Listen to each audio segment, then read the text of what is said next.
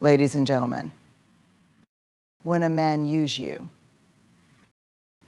Have you ever had a moment where you realized someone wasn't standing with you, they were standing on you?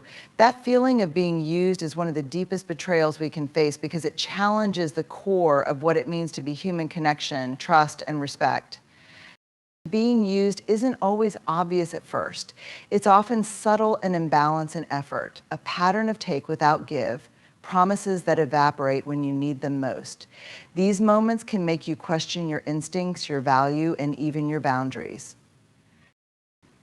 But here's the truth: when someone uses you, it's not about you being too weak, too trusting, or too kind. It's about their inability to show up with authenticity and integrity. Recognizing this is the first step to reclaiming your power. Exploitation often begins in ways that are subtle and difficult to detect. It's not always as clear as someone asking for too much or taking without giving. Sometimes it's hidden in patterns of behavior that slowly erode your trust in your own instincts. Recognizing when you're being used requires not only attention to the actions of others, but also a deep awareness of your own feelings. Exploitation thrives in ambiguity. It can look like someone constantly asking for favors but being unavailable when you need help. It might show up in a relationship where your kindness, resources, or time are taken for granted while the other person offers little in return. These dynamics can be cloaked in excuses like, "I'm just so busy," or "You're so good at this, I knew you'd help over time." These justifications can make you feel like it's your responsibility to overextend yourself or put someone else's needs above your own. The first step in recognizing exploitation is to observe the balance in your relationships. Healthy connections are reciprocal. They have a rhythm of give and take that feels natural and mutual. If you find yourself consistently giving without receiving, or if the relationship feels one-sided, it's worth pausing to ask yourself, am I being valued for who I am or for what I can provide? Another key indicator is how you feel when you interact with someone. Do you feel energized and supported, or drained and diminished? Our emotions often hold truths that our minds try to rationalize away. If you're feeling resentment, frustration, or exhaustion in a relationship, these feelings might be signaling that your boundaries are being crossed or your efforts are being exploited. Pay attention to patterns, not just isolated incidents. Everyone has moments where they need extra support, and asking for help isn't inherently exploitative. However, when someone's behavior consistently prioritizes their needs at the expense of yours, it's a red flag. Exploitation is often a pattern of behavior, not a one-time event. Recognizing exploitation also requires self-compassion. It's easy to blame yourself, to think, "I should have seen this coming," or "I'm too trusting," but trust isn't a flaw, it's a strength. The problem isn't your trust, it's how someone chose to misuse it.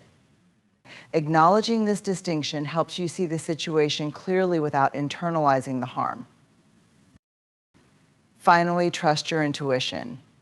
If something feels off, it probably is. You don't need to wait for concrete proof or for someone else to validate your feelings. Exploitation often persists because we ignore our instincts or downplay the signs. By trusting yourself, you take the first step toward protecting your energy and reclaiming your sense of self-worth.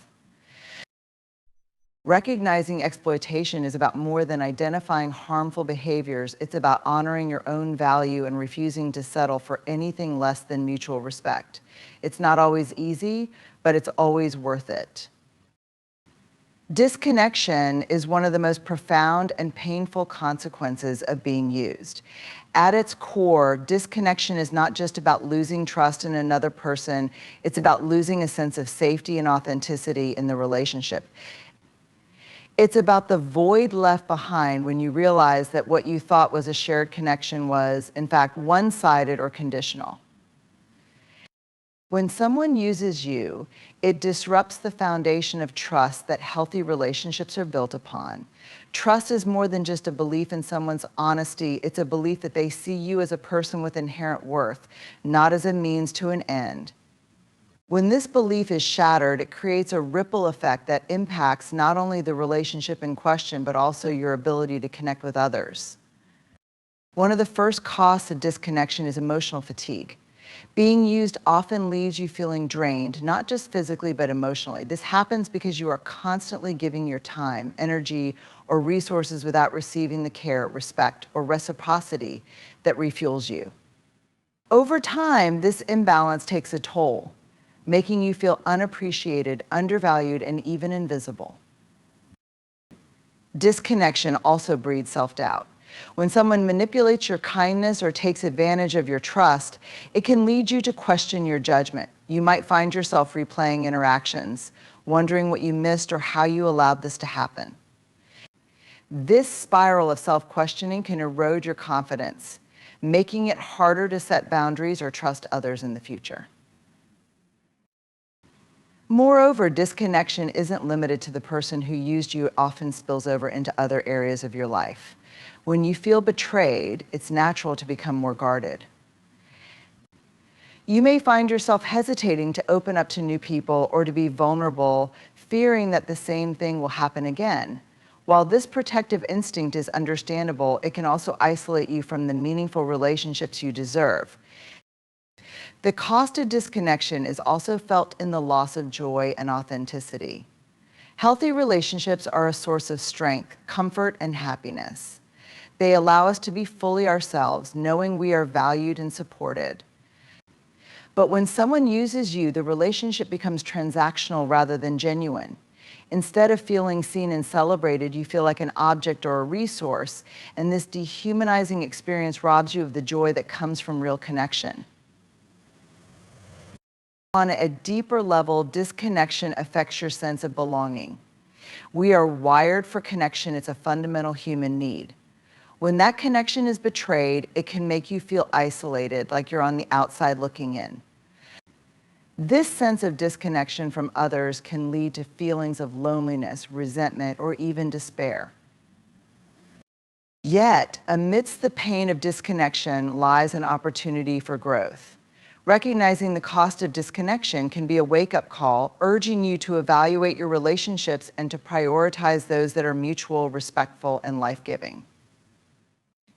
It's a chance to learn the power of boundaries and to reclaim your energy for the relationships that truly matter. The cost of disconnection is undeniable, but it is not insurmountable.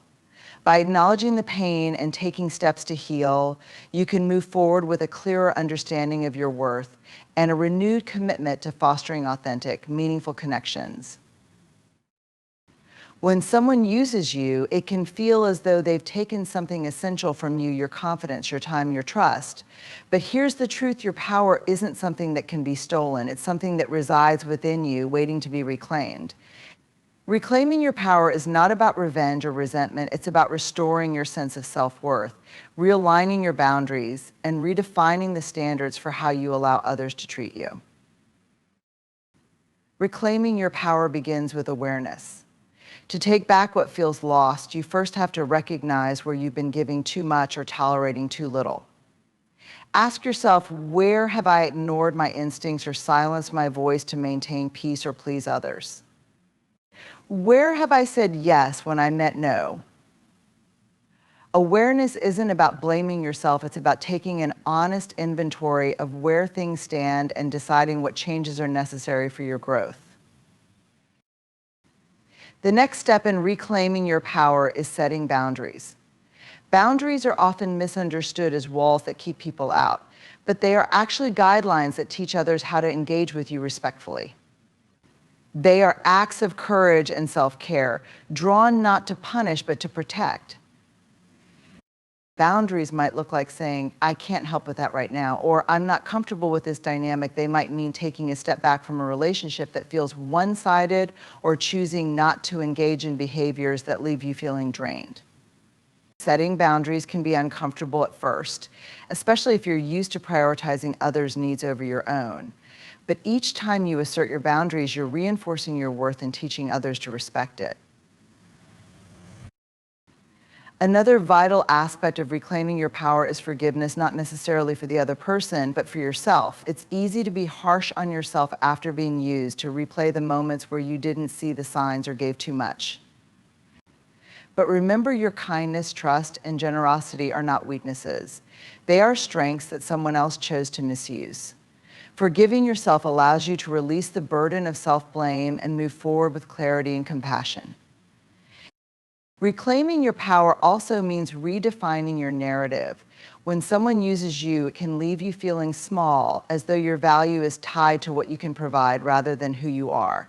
But this narrative isn't yours to carry. Take time to reconnect with the truth of your worth, whether through journaling, speaking with trusted friends, or engaging in activities that bring you joy and fulfillment. Remind yourself that your value is inherent, not conditional. Healing from exploitation often involves rebuilding trust not just in others, but in yourself. Trusting yourself means listening to your intuition, honoring your boundaries, and believing that you are capable of navigating relationships with strength and wisdom. Each time you trust yourself, you're reclaiming the parts of you that were overshadowed by doubt or fear.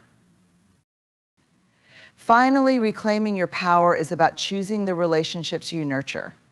Surround yourself with people who uplift you, respect you, and see you for who you truly are.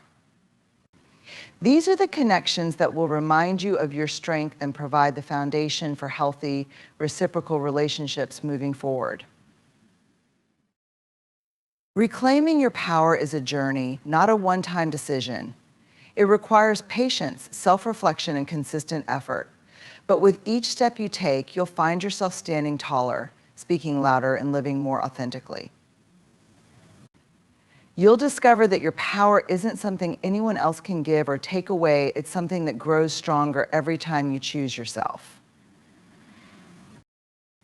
This is your time to reclaim your power, not by fighting what happened, but by embracing who you are and deciding from this moment forward to honor your worth unapologetically.